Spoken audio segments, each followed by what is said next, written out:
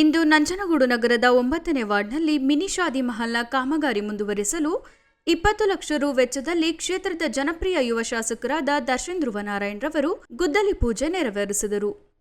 ನಂತರ ಮಾತನಾಡಿದ ಅವರು, ನಗರಸಭೆ ಸದಸ್ಯರು ಎಲ್ಲರೂ ಸೇರಿ ಇಲ್ಲಿನ ಜನತೆಗೆ ಮಿನಿ ಶಾದಿ ಮಹಲ್ಗೆ ಸಹಕಾರ ಕೊಟ್ಟು ನೆರವು ಆಗಬೇಕು.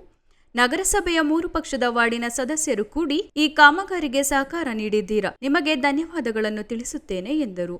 ಮುಸ್ಲಿಂ ಬಾಂಧವರು ಈ ಒಳ್ಳೆಯ ಕಟ್ಟಡವನ್ನು ಸದುಪಯೋಗಿಸಿಕೊಳ್ಳಿ ಎಂದು ಶುಭ ಹಾರೈಸಿದರು. ಈ ಸಂದರ್ಭದಲ್ಲಿ ಮಾಜಿ ಶಾಸಕರಾದ ಕಳಲೆ ಕೇಶವಮೂರ್ತಿ, ನಗರಸಭಾ ಸದಸ್ಯರಾದ ಖಾಲಿದ್, ರೆಹನಾ ಬಾನು, ಗಂಗಾಧರ್, ನಗರಸಭೆ ಆಯುಕ್ತರಾದ ನಂಜುಂಡಸ್ವಾಮಿ, ಸಿದ್ದಿಕ್ ಅಹಮದ್ ಸೇರಿದಂತೆ ಹಲವು ಮುಖಂಡರು ಉಪಸ್ಥಿತರಿದ್ದರು. ಈ ಒಂದು ಪೂಜೆಯಲ್ಲಿ ಭಾಗವಹಿಸಿ ಈ ಒಂದು ಕಾರ್ಯಕ್ರಮವನ್ನು ಯಶಸ್ವಿಗೊಳಿಸಿಕೊಟ್ಟಿದ್ದೀರಾ.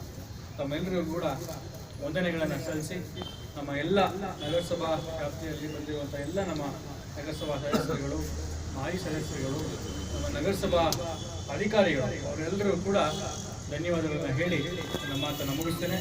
ಜೈ ಹಿಂದ್, ಜೈ ಕರ್ನಾಟಕ. ಈ ಕಾರ್ಯಕ್ರಮದಲ್ಲಿ ನಗರಸಭಾ ಸದಸ್ಯರಾದಂತಹ ಬಿ ಖಾಲಿದ್ ಅಹಮದ್ ಅವರು ಕೂಡ ಹಾಜರಿದ್ದಾರೆ. ಅವರಿಗೂ ಕೂಡ ಸ್ವಾಗತವನ್ನು ಬಯಸುತ್ತಾರೆ.